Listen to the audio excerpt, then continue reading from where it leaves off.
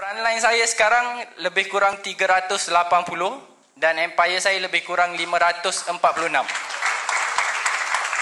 Berapa income? 4 figure. Saya pun masih lagi seorang student.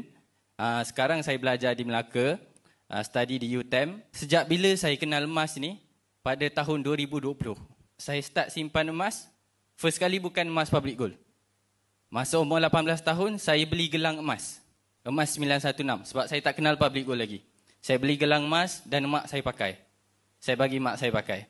Jadi macam mana umur 18, habis SPM saya boleh beli gelang. Saya Presiden Ahli Lembaga Koperasi, ALK.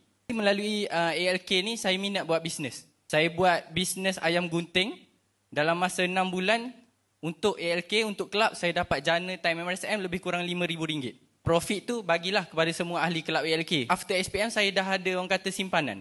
Saya celik tentang emas ni masa umur saya lebih kurang tingkatan 4. Saya dah belajar tapi saya tengoklah saya tak kenal public gold.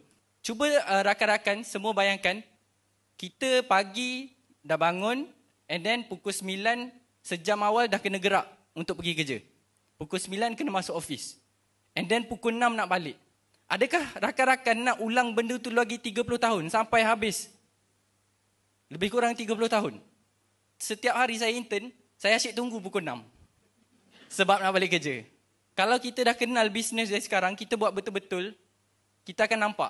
Kita akan dapat. Memang tak boleh brain. Tapi kita belajar dengan achievers, ikon-ikon yang dah berjaya. Tuan Muda Azam Amiri, Tuan Muda Azim Alih, Cik Odah. Dah bina bisnes sementara masih belajar.